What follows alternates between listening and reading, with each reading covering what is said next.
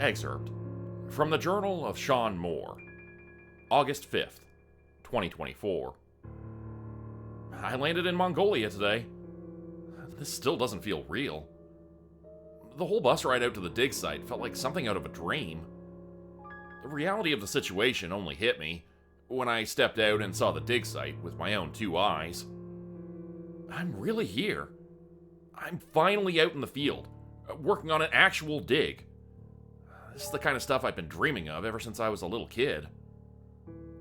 Dr. Ely greeted me and the others immediately when we stepped off the bus. We got a quick tour of the site before he showed us the trailers where we'd be sleeping. It's a relatively small dig. There's only around 20 people here, including myself, the other 3 students who were on the bus with me, and 4 armed guards for security. I can't say the trailers are the most comfortable, but I didn't come out here for comfort. It's a warm bed and shelter, so it's more than enough. It's so beautiful out here in the Gobi Desert. The desert stretches on for eternity underneath the pale blue sky. It's as beautiful as it is bleak. I feel like I'm on another planet, and I can't remember the last time I felt this excited. This is what I'd wanted. To be out here, sinking my hands into the dirt, getting some actual experience in the field. This was what I'd wanted, and now I'm here. It's terrifying. It's thrilling. And I can barely sleep because I'm just so excited for tomorrow. We're meeting with Dr. Joust first thing in the morning. The Dr. Arthur Joust himself. That man is a legend. His theses on the cultural continuity of the Ubaid period and its evolution into the early Sumerian civilization were fascinating. They completely recontextualized so much of the knowledge we had, and granted us brand new insights into what life was probably like at the dawn of one of the earliest known civilizations. Working with him is a literal dream come true. Dr. Ely really came through for me here. He's a hard man to impress, but I always knew that if I could get him to notice me, that would be my foot in the door. I knew this was how my career was going to start. I just never imagined that it would start with such a bang. God, I just can't sleep. I should be more exhausted after the flight, but I just keep tossing and turning. I should try again soon. I don't want to wear myself out for tomorrow. I need to make a good first impression.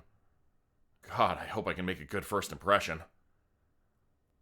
Excerpt from the Journal of Sean Moore, August 6th, 2024. Wow, Dr. Joust is even more of a hard-ass than Dr. Ely. I'm not complaining or anything. I guess I should have expected as much. These conditions can be dangerous if we're not careful. And Dr. Joust is responsible for the safety of everyone here. But he was honestly kinda intimidating during our orientation. That all said, I can't say there were a lot of surprises with the orientation. It was just about what I'd expected. Although, up until now, the details on what we were excavating were pretty light. I knew going in that the ruins Dr. Joust had been investigating were a very recent discovery. I'd expected them to be Tangut in origin, since this would be the appropriate territory for them. But Dr. Joust seemed to think this was something else. Judging by the photos we saw, the architecture isn't consistent with what we've seen in other Tangut ruins. Everything is smooth and rounded. The ceilings of the chambers that have been explored so far appear domed and lined with faded murals and script. Dr. Joust mentioned that it was possibly pre-Hadrian in origin. I'm not sure how I feel about that. While I try to keep an open mind, I was always under the impression that the pre-Hadrian civilization was more myth than fact. A theory, based on similarly eroded ruins scattered across the globe, with about as much credibility as the claims that aliens built the pyramids. I'm surprised that Dr. Joust even considered it, since none of the alleged pre-Hadrian ruins were ever confirmed to be tied to any kind of Proto-Sumerian civilization. Supposedly, several ruins with similarly rounded architecture had been discovered across the globe, ranging from Italy to China. Some even claim they've discovered Prehydrian ruins in North and South America. These ruins are typically subterranean, and allegedly predate the rise of civilization at the end of the Ubaid period. Believers claim that many aspects of Prehydrian culture would go on to inspire myths and deities found in later cultures, although any evidence of this is completely inconclusive, and there are no sound theories on how this alleged culture was so widespread. A few claim they were nomadic. Others suggest that one of their chief goddesses gifted them with incredible knowledge or technological advancements. Detractors claim that most alleged Prehydrian ruins are either natural caverns caused by water erosion, or genuine ruins worn down over time. I personally subscribe to the latter camp, but I suppose I'm willing to keep an open mind. We didn't venture into the ruins today, but we did get a brief rundown on the protocol for entering from one of Dr. Joust's associates. A man in a black cowboy hat by the name of Titus Williams. Apparently, the protocol for going down there is extremely strict, although I can't suppose I blame them for it. Judging by what Dr. Joust told us, it would be easy to get lost or injured down there. Still, some of those rules were a little odd. I've jotted them down here. Rule number 1. Do not enter the ruins alone. Always enter in a party of at least 3. Rule number 2. Do not remain inside of the ruins for longer than half an hour at a time. The ruins must also have been vacant for at least an hour before you can enter again. Rule number 3.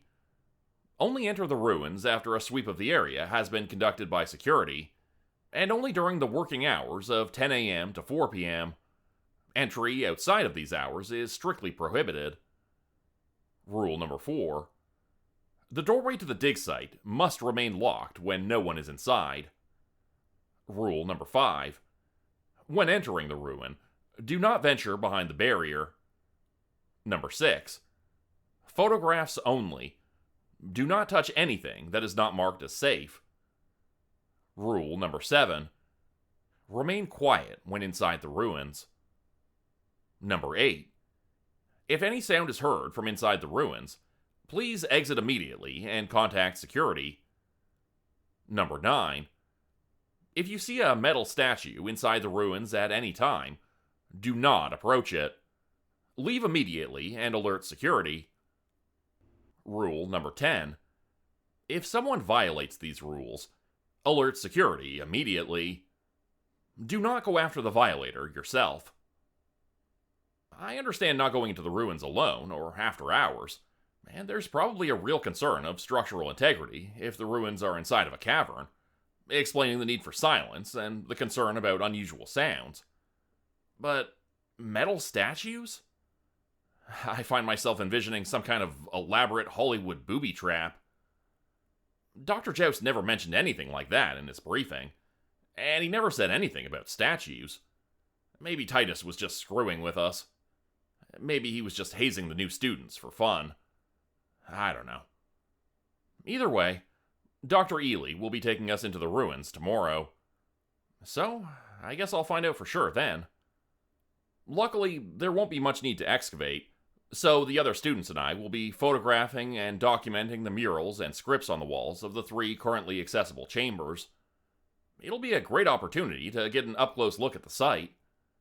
Plus, I'll probably have a chance to see some of the other specialists at work. I'm so excited. Excerpt from the Journal of Sean Moore, August 7th, 2024. I've never seen anything more beautiful in my life. Dr. Ely and Titus took us into the ruins today. I don't know if they really are Prehydrian or not, but they're gorgeous. We were able to access the ruins using a cavern that had been uncovered on a nearby mesa. The cavern was blocked off by a chain-link fence with the rules posted on a large sign. Titus walked us through them again, before finally leading us inside. This place is almost perfectly preserved. I've never seen anything like it. The architecture here is incredibly smooth. It's not just the domed ceilings of the rooms we were allowed to explore. It's everything. The hallways seem delicately chiseled into the rock. The murals we can see on the ceiling have a soft, sweeping motion to them that almost seems aquatic. It's magnificent. There's no natural light inside the ruins, so it's all lit by flood lamps that deepen every shadow. Although there's clearly some kind of air circulation in there. Those chambers should be humid and stuffy. They're not. Instead, the air is cool and comfortably dry. Dr. Ely said it's one of the things they're investigating with these ruins, how they kept them ventilated. I have to admit, I'm pretty curious about that myself. As specified by the rules, we were only allowed to stay for a half hour, and Titus wound up chewing out one of the other students, a guy by the name of Justin Newlands, when he got a little too close to the barrier that blocked off access to some of the deeper rooms. But aside from that, it was invigorating to see them firsthand. We managed to get some fantastic photographs to help further document the ruins, although while we were going over them, I couldn't help but notice the ones Justin had taken. He hadn't been dumb enough to go completely behind the barrier, but he had been trying to get some shots of the connected room. And he was relatively successful. When he caught me looking over his shoulder, he moved to the side so I could have a better look. It was hard to say for sure, but there seemed to be an altar of some sort in that other room. Justin's theory was that this room was the main chamber, and that the structure we were investigating was some kind of temple. It's certainly possible. I told him we should ask Dr. Joust about it. We should be analyzing the photos a little further tomorrow. I think I'll stick close to Justin. I'm a little curious about what else his photos might have captured. He's a little reckless, but he's got a good eye for detail. Besides, I could probably stand to make a few more connections. Excerpt from the Journal of Sean Moore, August 8th, 2024. I saw Titus sitting by the ruins last night when I got up to use the outhouse. One of my trailer mates was already using the bathroom. He was sitting on a rock, holding onto a shotgun and smoking a cigarette, as he stared into the fenced-off cavern. His black cowboy hat made him look like Crocodile Dundee was sitting beside him. I went to check on him after I'd finished up at the outhouse, to ask if everything was okay. He told me he was just keeping watch. I asked him what there was to watch for. He didn't answer, although I could have sworn I heard a scraping sound from inside the cavern. Like something was moving around in there. It was too dark to see anything, but I was almost sure I saw something moving in the darkness. Titus seemed to grip his shotgun tighter. He told me to go back to my trailer, and that's exactly what I did. He hasn't said anything to me about what happened last night today, but I noticed him giving me a look earlier. I'm not sure if that's a good thing or a bad thing. We didn't return to the ruins today, although I saw some other members of the team going through the gate with Dr. Joust and Titus. They had a drone with them, so I figured they were going to try to use it to have a look inside the currently unexplored chambers. Hopefully they'll clear them out for exploration soon. I'm pretty curious about the chamber Justin photographed the other day. Hopefully we can get a proper look inside soon. Speaking of Justin, he and I reviewed the pictures we'd taken together. He noted that some of the markings on the wall in my pictures resemble an early variant of cuneiform, and we spent some time trying to translate them. Although, it's hard to say for sure how accurate we were. One of the markings looks similar to the term for warrior or hero. Another could be interpreted as tomb. Justin got a bit excited at that, but like I said, I don't know how accurate our translations realistically are. We're only assuming these markings are in fact cuneiform text, which would be strange to find all the way out here in the Gobi Desert. Even if it is cuneiform, our efforts at translation are based on badly lit photographs and the assumption that the text we saw was consistent with more commonly known depictions of cuneiform. That we can even begin to guess at what the alleged text reads strains credulity. But we still mentioned it to Dr. Ely. He suggested we try to get a proper rubbing of the text tomorrow, so that the team's translator can take a closer look at it. I'm not sure exactly what we're going to find, but I am cautiously optimistic. Maybe it's something worthwhile. I hope so. Excerpt from the Journal of Sean Moore, August 9th, 2024. It was a bit of a quieter day today. Justin and I took some rubbings of the markings we'd found on the walls that resembled cuneiform. I brought them over to the team's translator, Dr. McWana. She'll probably take some time to go over them, but Justin and I are still hopeful that she'll find something worthwhile. Maybe Justin, more so than me. He tried to show her some of the pictures he'd taken of the altar room. He said he thinks he can make out some more script on the walls in there from the flash of his camera, but it's impossible to say for sure. Dr. McWana shut him down almost immediately. She told him to leave the other rooms alone until Dr. Joust allowed us inside. He kind of deflated a little when she said that, but I think he got over it pretty quickly. We also got to watch the 3D scanning team work. They were creating a sort of digital map of the site that we can review when we eventually return home. It was fascinating. Although I couldn't help but be a little distracted when I saw Dr. Joust, Titus, and two of the security team going behind one of the barriers. Specifically the one leading to the altar room Justin had gotten a picture of. When they came out, they had the drone from yesterday with them, although it looked like something had broken on it. They weren't saying anything, but Dr. Joust had this grave look on his face. He spent most of the evening in his trailer with Dr. Ely and Titus. I haven't said anything to anyone else, but I think they might be concerned about the structural integrity of the ruins. That drone looked crushed. Something must have landed on it. If the other chambers are at risk of collapse, how safe are the ones we're working in? My mind keeps going back to Titus, sitting by the ruins with his shotgun. If structural integrity were all they were worried about, why would he be there? Why do we need an armed 4-person security team around the camp at all times? There's no one around for miles, and we're not at the altitude where you'd find snow leopards. Having some protection is just rational, but they seem weirdly heavily armed. I've seen them with assault rifles, keeping watch over the dig at night. I haven't thought too hard about it until now, but you'd almost think that they were waiting for something to come out of the ruins. Titus is out there again tonight, smoking a cigarette and watching the cave with his shotgun at the ready. I keep trying to rationalize it away, but I can't shake the feeling that there's something they're not telling us. Excerpt from the Journal of Sean Moore, August 10th, 2024. That idiot. I don't know what to do right now. Justin decided to run off, and he's still not back, and I don't know what to do. I don't know what to do. We were back in the ruins today. We were supposed to get a few more rubbings of the script on the walls when Justin mentioned the drone I'd seen yesterday. I guess he'd noticed Dr. Joust and the others taking it out too. Although, I guess his conclusion on what was going on was a hell of a lot different than mine.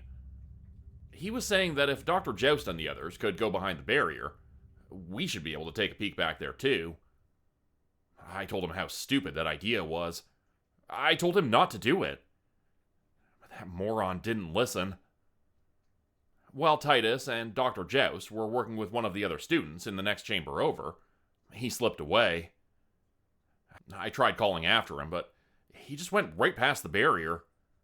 I saw him in the floodlights trying to get his stupid rubbings, and part of me wanted to go in after him, although I was pretty sure that was against the rules. Instead, I just tried to call out to him again, tried to tell him to come back without alerting Dr. Joust and Titus that he'd gone past the barrier. Justin didn't listen, and that's when I heard Titus calling out to me from the next room. He said we needed to leave immediately. For a moment, I thought he'd found out about Justin, and started to apologize on his behalf. Although, as soon as Titus realized that Justin was gone, he froze. For a moment, I thought I saw a glimmer of fear in his eyes. He called out to Dr. Joust and told him to bring security, before rushing past the barricade to go and get Justin. The last thing he said to me before he disappeared into the blocked-off chamber was that I needed to get out. I didn't argue. I turned to leave. Me and the other people in the ruins were escorted out by a member of the security team, and I saw Dr. Joust leading two more into the chamber that Justin and I had been in. For a moment, I couldn't help but wonder if it was all just an overreaction. Justin hadn't gone far, had he? Why did they need two armed guards to get him back? I didn't exactly have a whole lot of time to process any of what was happening, though. We were just moving so fast. The only other thing I remember is the sound. It came from deeper inside the ruins. It was a low, metallic creaking sound, like the clack of old machinery somewhere in the distance. I stopped for a moment to look back, wondering what the hell it was, before I was told to move along. The remaining two members of the security team told us all to return to our trailers, and that's where I've been since then. It's getting dark now. The other two students and I met up with Dr. Ely for dinner. They've been asking what's going on, and if the ruins are having any structural issues. They've asked where Justin is, but I just told them I don't know. Dr. Ely insisted that everything was fine, although I know he's lying. After dinner, I saw him outside of his trailer, making a phone call, and against my better judgment, I listened in. He was calling for more security. I heard the words search and rescue mentioned, but the nearest city is hundreds of kilometers from here. Tomorrow afternoon is the absolute earliest anyone could possibly make it out here. If Justin, Dr. Joust, and Titus are stuck in the ruins, they could be long dead by the time anyone makes it to them. I know that Dr. Ely knows that too. I could see it written all over his face as soon as he finished his call. He seemed shaken. No. Scared. I don't know what to do. I just don't know what to do. Excerpt from the Journal of Sean Moore, August 11th, 2024. I couldn't sleep last night. I kept thinking about yesterday's events, replaying them over and over again in my head, trying to make sense of them, because, for all intents and purposes, it didn't make sense. Justin hadn't gone that far into the ruins. He couldn't have gotten stuck. Titus and Dr. Joust couldn't have gotten stuck. They were just in the next chamber. It didn't make any sense. There'd been no collapse. So why was Dr. Ely calling in a search and rescue? Nothing added up. I kept thinking back to the noise I heard as we left the ruins. That mechanical sound. I still didn't know what it was, but I knew it wasn't anything consistent with what we'd seen in the ruins. It was something else entirely. There had to be something else in those ruins. Something Dr. Joust hadn't told us about. But what? What the hell could possibly be in there? I couldn't stop thinking about it. Couldn't leave it well enough alone. I tossed and turned, tried to sleep, but I couldn't. A single thought just kept creeping into my mind. I had to see what was in there. I had to. Before I could stop myself, I was leaving my trailer. The two remaining members of the security team were still doing a patrol, but it didn't take long for me to find an opening to get past them. I opened the gate and closed it behind me, before slipping into the darkness of the ruins. The floodlights greeted me as I entered the first of the 3 chambers we were able to access, although they seemed more accusatory and less welcoming this time. I'd never been in here alone before. I was never supposed to be in here alone. I knew it was against the rules, but I had to know. I had to see. I made my way into the next chamber, where Justin and I had been working together, and that's when I saw him. Titus lay slumped against one of the stone walls, his shotgun clutched limply in his hand. His black cowboy hat was still perched on his head. At a glance, he almost seemed to be sleeping.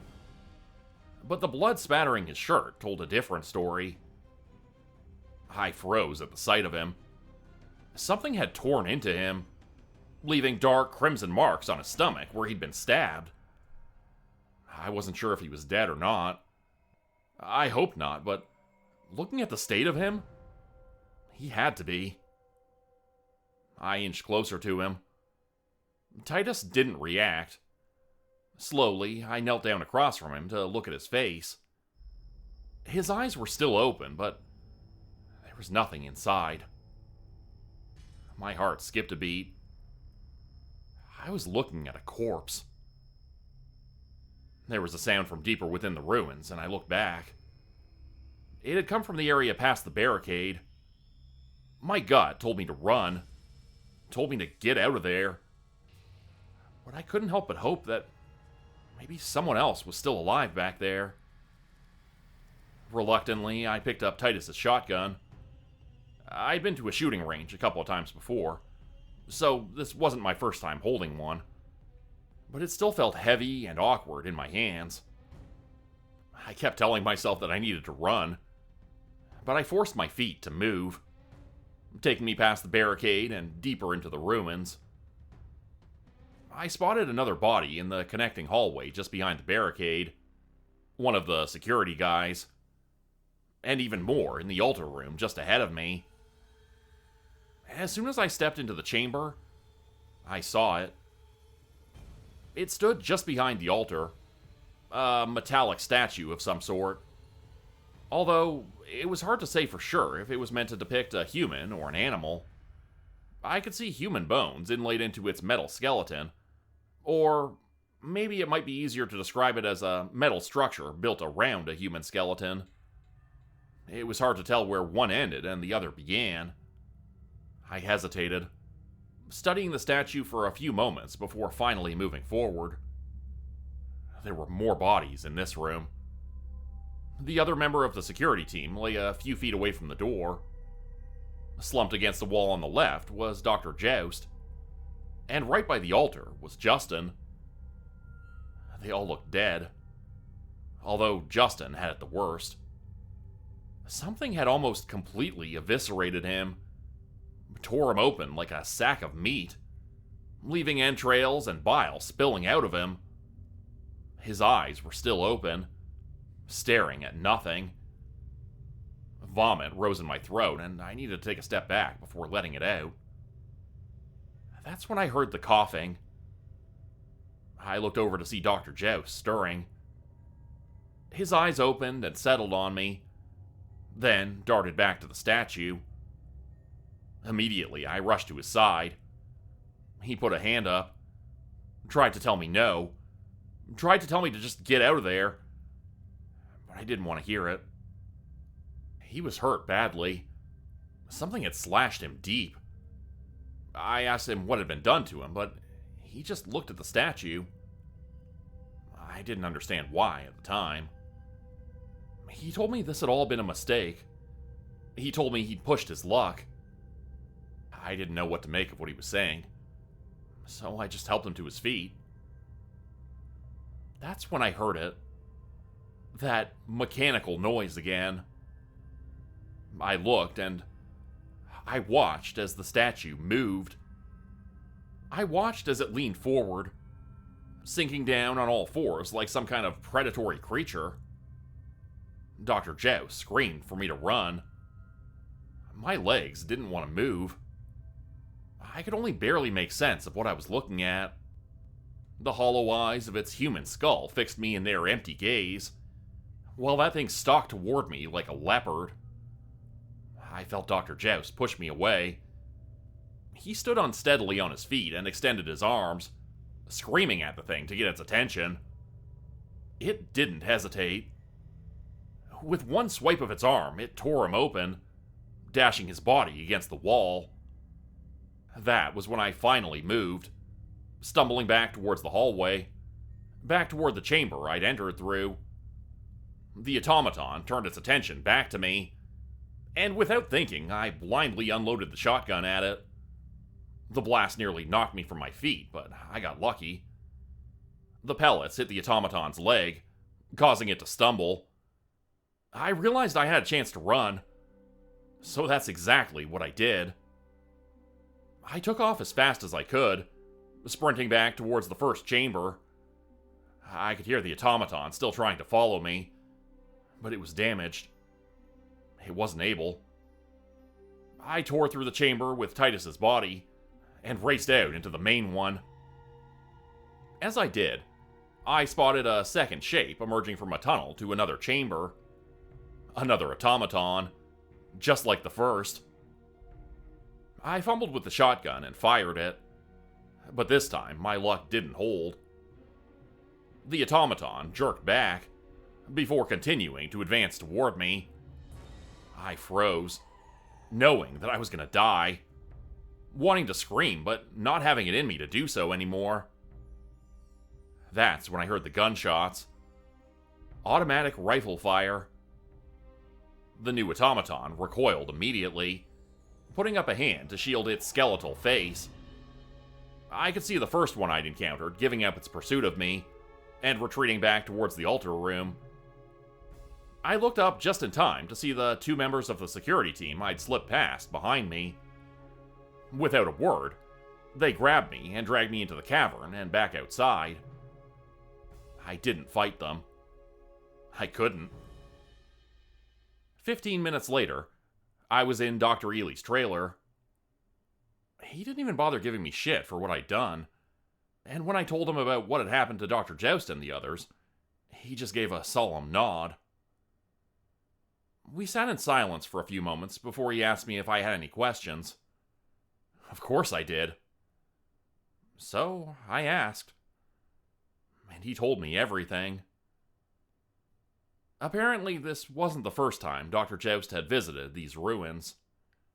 Last time, he'd been careless. Found out about the automatons the hard way, just as I had. It's why he'd brought in Titus. Apparently, Titus Williams had run into these things before.